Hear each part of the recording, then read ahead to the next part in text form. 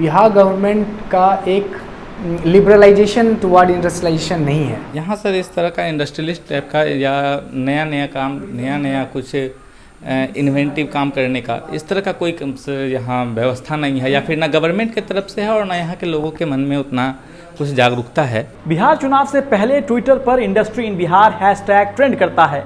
Opposition से लेकर युवा बिहार में इंडस्ट्री के लिए आवाज उठाने लगते हैं, लेकिन सवाल यह है कि जिस बिहार में सैकड़ों इंडस्ट्री बंद हो गई, वहां क्या युवाओं के लिए इंडस्ट्री खोलने की अपॉर्चुनिटी है?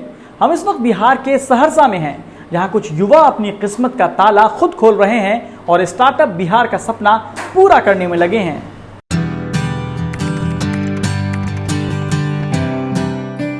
ये आइडिया बेसिकली मुझे अराउंड 3-4 इयर्स बैक आया, क्योंकि हमारी एक फैक्ट्री थी बेंगलोर में और वहीं से मैं ऑपरेट करता था।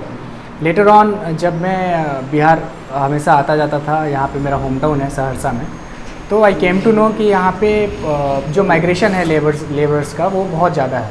उसी आइडियाज़ पे कि हम लोग कुछ कर सकते हैं कि नहीं यहाँ के लिए, इन 2017 हम लोगों ने प्लान किया कि यहाँ पे ये इस्टेब्लिश किया जाए एक मैन्युफैक्चरिंग यूनिट। 5 से 7 की जॉब थी तो मैं कर रहा था, बट वहाँ जो है सो करने में सर बहुत परेशानी आ रही थी। बाहर के मैं अपने शहर छोड़ करके दूसरे शहर में रह रहा था, जितना सैलरी थी उस हिसाब से एक्सपेंस नहीं बन रहा था। तो ये सब सोच करके मैंने सोचा कि मैं अब कुछ सीख ही गया हूँ इस कंपनी से, तो कुछ अपने शहर जाकर कुछ नया किया जाए। तो मैं बिहार के सहरसा में मैं एक छोटा सा बल्ब का जो एक मेरे प्लान किया, बल्ब असेंबलिंग का, और यहाँ आकर मैंने कुछ अपने दोस्तों के साथ 5-6 लड़के को इकट्ठा किया। उसके बाद मैंने इसका एक छोटा सा स्टार्टअप शुरू किया।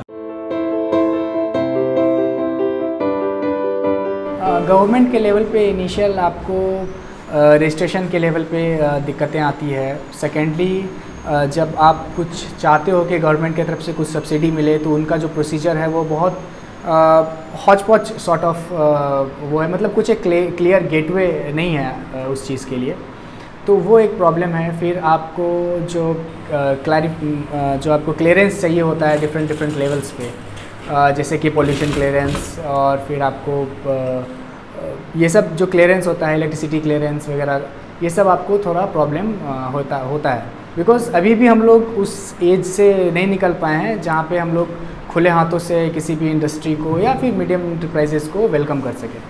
तो जब मैं दिल्ली से आया यहाँ और काम शुरू करने का सोचा, तो मुझे पैसे की जो ज़रूरत थी, जो इन्वेस्टमेंट चाहिए था, मैंने सोचा कि मैंने बैंक से लोन लूँ।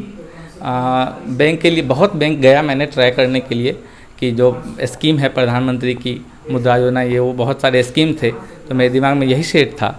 मैं गया बैंक लोन लेने के लिए और बहुत कोशिश भी है कि मैंने 2-3 मंथ मैंने अपने शहर के सारे बैंक्स ट्राई कर लिए, बट एक भी बैंक जो है सो मुझे लोन देने को एट टाइम तैयार नहीं हुआ।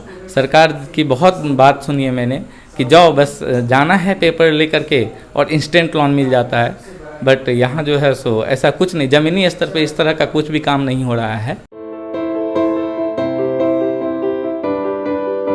नए लोगों के लिए अगर चैलेंजेस है बिहार में, तो मौका भी बहुत ज़्यादा है, बिकॉज़ यहाँ पे आपको कंपटीशन बहुत कम मिलेगा। आप फ्रॉम जीरो टू हीरो बन सकते हो यहाँ पे, चूँकि आपके पास कंपटीशन कम होगा, तो आप अपने लेवल से एक नया सॉर्ट ऑफ मार्केट, एक नया सॉर्ट ऑफ चैलेंजेस आप खुद से क्रिएट कर सकते हो यहाँ पे, जो कि आपके लिए एक अपॉर्चुनिटी साबित होगी।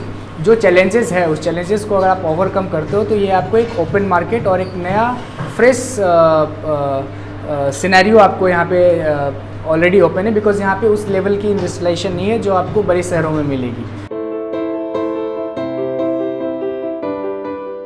अभी सर देखिए, जो हम लोग के अभी नया युवा के और रोज़गार और जो नया इंडस्ट्री है, उसके हित में जो बात करेंगे, उसके हित में जो काम करने के लिए के प्रतिबद्ध होंगे, उन्हीं के साथ हम लोग जाएंगे। जब इंडस्ट्री बढ़ेगा तभी बिहार में यूथ को एम्प्लॉयमेंट मिलेगा और उस एम्प्लॉयमेंट से at the end economy boost होगा। तो ये एक बहुत इम्पोर्टेंट की पॉइंट है कि इंडस्ट्री के लिए जो आगामी सरकार बनेगी या फिर जो बात करेगी, हमारा वोट उन्हीं को जाएगा।